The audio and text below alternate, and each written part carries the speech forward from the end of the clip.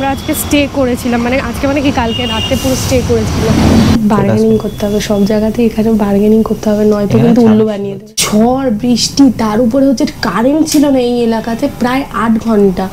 তোমরা তো আমাদের আগের ভিডিওতে দেখেছিলে আমরা গৌহাটির কৌহা বাইক রেন্টাল সার্ভিস থেকে 3-4টের দিকে বাইক কালেক্ট করে বেরিয়ে পড়েছিলাম শিলংয়ের উদ্দেশ্যে, কিন্তু 6 মাইলস ক্রস করতে করতেই আটকা পড়ে যায় প্রচুর ঝড়ের মুখে।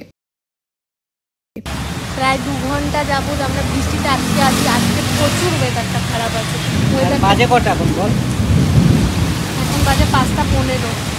ওদিকে দুজনেই ছিলাম পুরো দিন না খাওয়া। এই অবস্থায় এই রাতে ঝড় বৃষ্টির মধ্যে আর অ্যাটেম্প নিলাম না শিলংয়ে যাওয়ার, তাই 6 মাইলসের দিকে আবার ব্যাক করে একটা হোটেলে চেকিং করে নিলাম। এটা হচ্ছে আমাদের হোটেলটা, যেটা আমরা আজকে স্টে করেছিলাম, মানে আজকে মানে কি কালকে রাতে পুরো স্টে করেছিলাম।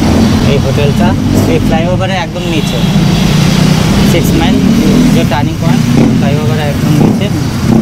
এখানে তোমরা পার্টনার হতো, সব খাবার টাবার, মেনলি এখানে মেডিকেল সব বেশি আছে। হ্যাঁ বেশি আছে, খাবার দাবারও আছে, মোটামুটি সব কিছু পেয়ে যাবে।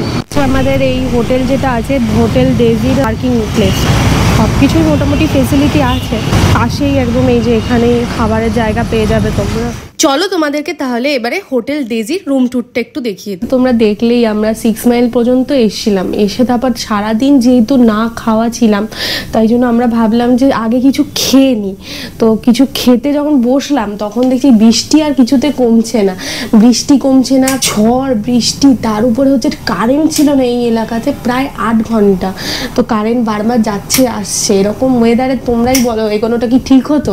তো আমরাও ঠিক করলাম যে সামনে আর এগোবো না, আজকের মতো এখানেই 6 মাইলে থেকে যাই। তো 6 মাইলের কাছাকাছি আমরা একটু হোটেল দেখতে থাকলাম।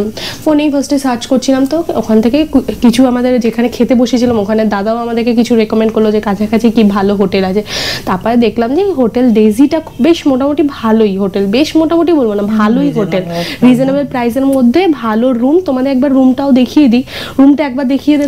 কোথাও ঘুরতে গেলে সব থেকে মোস্ট ইম্পর্টেন্ট হচ্ছে রুমের বাথরুম। তো প্রথমেই আমি তোমাদেরকে রুমের বাথরুমটা দেখিয়ে দিচ্ছি। দেখো বাথরুমটা বেশ ওয়েল মেনটেন, গিজার সব কিছু রয়েছে, কোনো অসুবিধাই ফেস করতে হবে না, মোটামুটি ওয়েল মেনটেন্ড আছে। গৌহাটি প্রিন্স বা গৌহাটিতে পল্টন বাজারে যত হোটেল আছে ওখানে তো নোংরা, মানে দাম হিসাবে যেসব হোটেল আছে তার থেকে তোমরা যদি এগিয়ে যদি 6 মাইলস বা জিএস রোডের আশেপাশে যদি তোমরা হোটেল খোঁজো, একটু হেঁটে একটু হাঁটতে হবে, তাও বেশি দূর না, তোমাদের জিএস রোডেই ভালো হোটেল পেয়ে যাবে। কিন্তু পল্টন বাজারে হোটেলগুলোর দাম যা নেয়, দাম হিসাবে জঘন্য হোটেল, আর নোংরা কোনো মেনটেন কিচ্ছু নেই। তো সেই তুলনায় এখানে হোটেল, মানে এখানে দেখো কোনো ধুলো টুলো কিচ্ছু নেই। এই যে মোটামুটি এসি রুম তোমরা যদি বার্গেন করতে পারো, তোমরা 1500-এর মধ্যে চলে আসবে। এরকম 1400 বার্গেনিং করতে হবে সব জায়গাতে, এখানে বার্গেনিং করতে হবে, নয়তো কিন্তু উল্লু বানিয়ে দেবে। কাল তো একটা দিন নষ্ট হয়ে গেল, শিলং যাওয়ার কথা ছিল, বাট কাল ওয়েদার খারাপ থাকার জন্য আমাদের প্ল্যানটা ক্যান্সেল করতে হয়েছিল। তো আজ সকাল সকাল আমরা এই 6 মাইলস এরিয়াটা ঘুরে ডিরেক্ট বেরিয়ে পড়বো চেরাপুঞ্জির উদ্দেশ্যে। সামনে কিন্তু অনেক অ্যাডভেঞ্চারাস ভিডিও আসতে চলেছে। মেঘালয় বাজেট ফ্রেন্ডলি ট্রিপে খুঁটিনাটি ইনফরমেশন জানতে হলে আমাদের চ্যানেলের সাথে থেকো। চলো দেখা হচ্ছে নেক্সট ভিডিওতে, টাটা।